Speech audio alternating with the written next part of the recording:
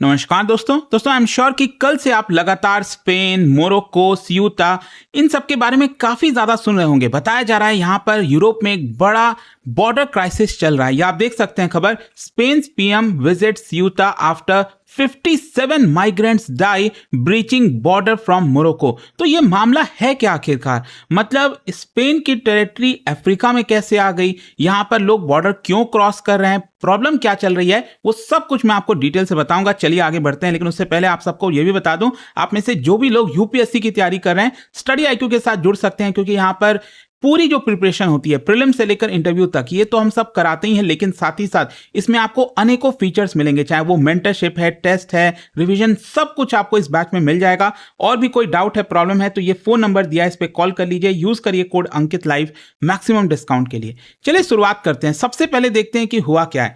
देखिए रिसेंटली जो migration crisis आया है स्वेता बेसिकली स्पेनिश टेरिटरी है, जो कि अफ्रीकन कॉन्टिनेंट में आपको देखने को मिलेगा, और इसकी वजह से पूरे दुनिया की जो निगाहें वो यहां पर आ गई हैं। एक्चुअली हुआ क्या कि हजारों की संख्या में जो माइग्रेंट्स हैं वो स्पेनिश टेरिटरी में आने की कोशिश कर रहे थे, और इसी चक्कर में कुछ लोग स्विमिंग भी कर रहे हैं, कुछ लोग जो बॉर्डर फेंसिंग है उसको पार करने की कोशिश कर रहे हैं, और इसी में कई लोगों की मृत्यु हो जाती है। यहां पर हम इसी की बात कर रहे हैं, ये जो स्पेन और मोरक्को के बीच में। अच्छा, यहां पर पहले इसकी लोकेशन समझ लीजिए। जब हम सुएता की बात करते हैं तो इसका मतलब क्या ये स्पेन के प्रॉपर टेरिटरी में है, मेनलैंड में है? नहीं, ऐसा नहीं है। अगेन इस मैप में आपको अच्छे से समझ में आएगा। ये रहा मेडिटेरेनियन सी, यहां पर अटलांटिक ओशन। आप सब जानते हैं यहां पर जो एक स्ट्रेट है इसको कहा जाता है स्ट्रेट ऑफ जिब्राल्टर, राइट, जो कि स्ट्रेट ऑफ हॉर्मुज आप सुनते हैं। इस तरह के जो मेन चोक पॉइंट है ना, उसमें से ये अगेन ये माना जाता है स्ट्रेट ऑफ जिब्राल्टर। अब स्पेन की टेरिटरी अगर आप देखोगे, ये तो ऊपर के साइड है, प्रॉपर यूरोप का जो मेनलैंड है यहां पर है, लेकिन स्पेन की और दो टेरिटरी है, दो शहर आप कह सकते हो, जो आपको अफ्रीकन कॉन्टिनेंट में देखने को मिलेंगे। और अफ्रीका में भी ये जो मोरक्को है वहां पर ये देखने को मिलेगा। एक है मेलिला, ठीक है, यहां पर आप देख पा रहे हो, और दूसरा है स्वेता, जिसके बारे में काफी चर्चा चल रही है। और ये इंपॉर्टेंट इसलिए हो जाता है क्योंकि एग्जैक्टली जो स्ट्रेट ऑफ जिब्राल्टर है उसके नजदीक आपको देखने को मिलता है, और इसकी पॉपुलेशन भी लगभग 85,000 के आसपास है। बहुत छोटा एरिया है, करीब 18.5 स्क्वायर किलोमीटर का, और यहाँ पर करेंसी यूरो की चलती है, ऑफिशियल लैंग्वेज स्पेनिश है यहाँ पर। और स्वेता बेसिकली जो अगर आप देखोगे ना, तो मेन लैंड जो स्पेन है वहां से लगभग सिर्फ 20 किलोमीटर का ही डिस्टेंस आपको देखने को मिलेगा। अब यहाँ पर एक और चीज, that is straight of Gibraltar, जो मैंने आपको बताया, ये इंपॉर्टेंट इसलिए हो जाता है क्योंकि एक तो ये यूरोप और अफ्रीका को सेपरेट करता है, अटलांटिक ओशन और मेडिटेरेनियन सी को यहां पर कनेक्ट करता है। सोच के देखिए, अगर कोई भी यहां पर प्रॉब्लम आई, दिक्कत आई, तो अगेन कितना ज्यादा मतलब इकोनॉमिक इशू आ सकता है इसकी वजह से। Millions of barrels of oil, container ship, naval vessel, ये सब कुछ इधर से ही पास होता है, एंड जो भी इसको कंट्रोल करता है इस पर्टिकुलर एरिया को, वो दुनिया के एक बड़े चोक पॉइंट को कंट्रोल कर सकता है। लेकिन यहां पर आपके मन में एक सवाल यह आना चाहिए कि भाई हम बात कर रहे हैं स्पेन की, स्पेन ऊपर की तरफ है, लेकिन जो स्वेता है वो आपका मोरक्को में है, मतलब अफ्रीकन कॉन्टिनेंट में है। तो ऐसा कैसे हो गया? इसके पीछे का इतिहास क्या है? सबसे पहला देखिए, पोर्चुगीज रूल। आप सब जानते हैं 16th सेंचुरी में जो पोर्चुगीज हैं वो भी भारत आए थे।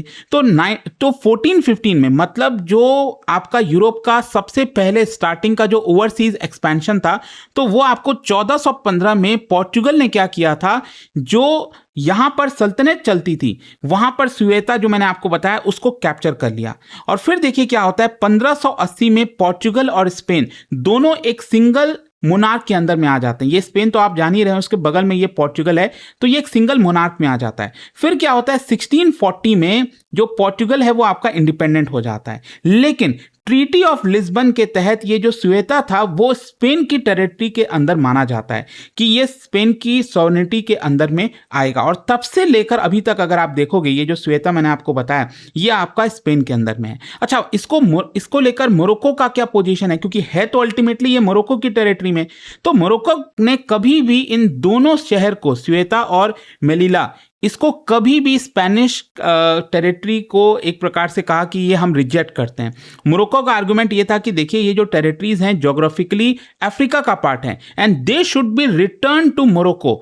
ये एक प्रकार से जो कॉलोनियल लेगेसी है वो चलते आ रही है कि ये कुछ वैसा ही है जैसे भारत में आज़ादी के बाद भी आप सब जानते हैं गोवा के बारे में, पुडुचेरी के बारे में, कुछ वैसा ही सिचुएशन। अब भारत में तो ये आज मतलब भारत के साथ इनका विलय हो गया था आज़ादी के कुछ सालों बाद, लेकिन ये वाले जो टेरिटरीज हैं मोरक्को में, ये अभी भी स्पेन के पास हैं। और इसका एक कारण ये भी है कि देखो, अब भारत तो इतना दूर हो जाता है ना डिस्टेंस में, तो यूरोप के लिए वो कंट्रोल कर पाना अपने आप में बहुत मुश्किल होता। लेकिन क्योंकि ये स्पेन के बहुत ज़्यादा नज़दीक है, इसलिए आज भी स्पेन इसके ऊपर आसानी से कंट्रोल कर पाता है। तो मोरक्को का आर्गुमेंट यही है कि देखिए, ये कभी भी स्पेन का पार्ट नहीं होना चाहिए, ये अफ्रीका के मेन लैंड में आता है, ये मोरक्को के पास होना चाहिए। लेकिन स्पेन ने मोरक्को के इस पोजीशन को रिजेक्ट किया है और कहा है कि नहीं, ये स्पेनिश स्टेट के ही अंदर में आएगा। और ये जो डिसएग्रीमेंट है स्पेन और मोरक्को के बीच में, इसी की वजह से दोनों देश के बीच के जो बायलैटरल रिलेशंस हैं वो काफ़ी खराब होते रहते हैं। अब क्वेश्चन ये है कि स्वेता माइग्रेशन के लिए क्यों इतना इंपॉर्टेंट है।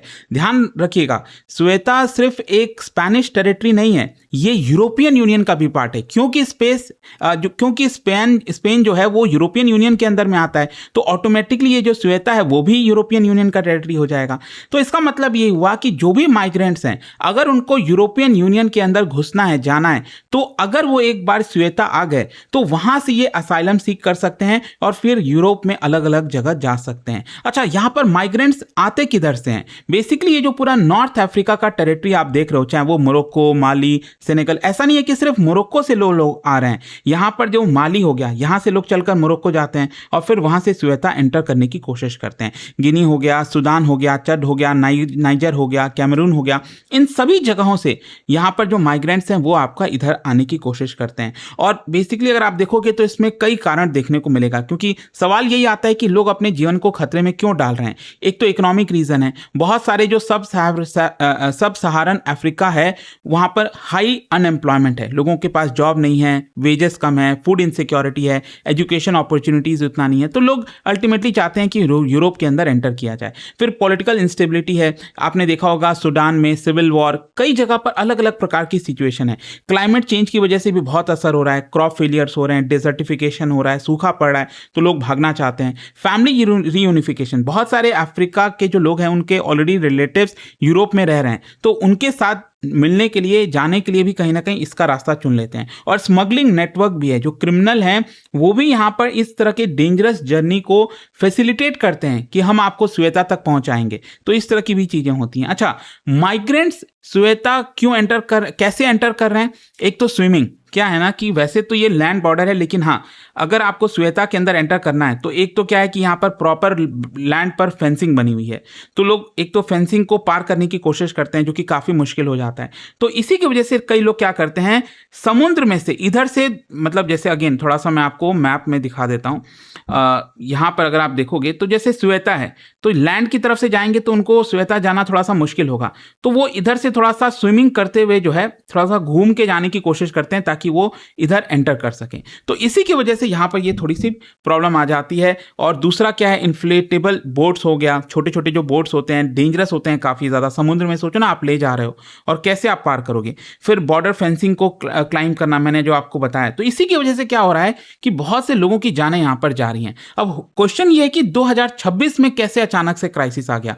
अचानक से ये देखने को मिल रहा है कि अफ्रीका में इंस्टेबिलिटी क्रिएट हो रही है, तो हजारों की संख्या में स्वेता में लोग एंटर करने की कोशिश कर रहे हैं। वैसे तो हर दिन ही कुछ ना कुछ लोग आते रहते थे, लेकिन उसको पुलिस कंट्रोल कर पाती थी। लेकिन अब क्या है, जो स्पेनिश पुलिस है, सिक्योरिटी फोर्सेज है, वो ओवरवेल्म हो गई है। इतने ज्यादा लोग एंटर करने की कोशिश कर रहे हैं कि उस क्राउड को कंट्रोल नहीं कर पा रहे हैं, और इसीलिए इमरजेंसी शेल्टर जो है उसकी कैपेसिटी रीच हो चुकी है।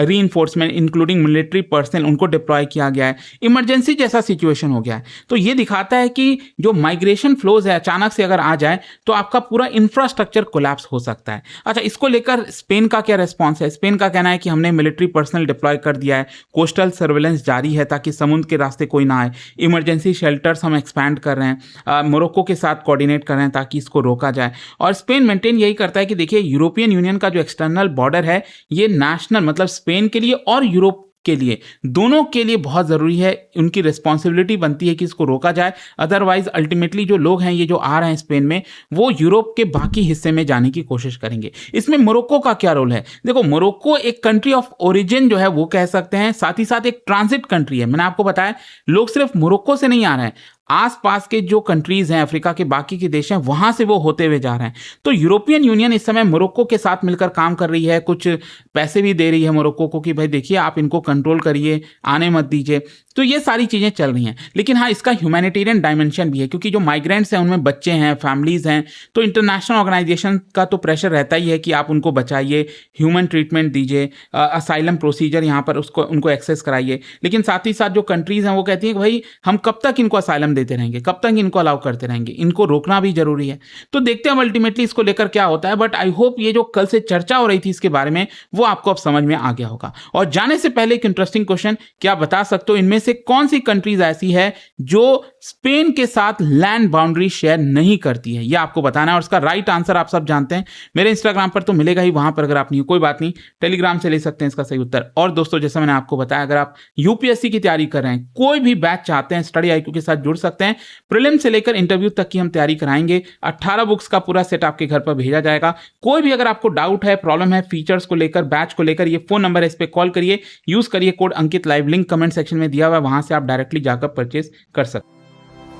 स्टडी IQ IAS, आपका सिलेक्शन हमारा मिशन।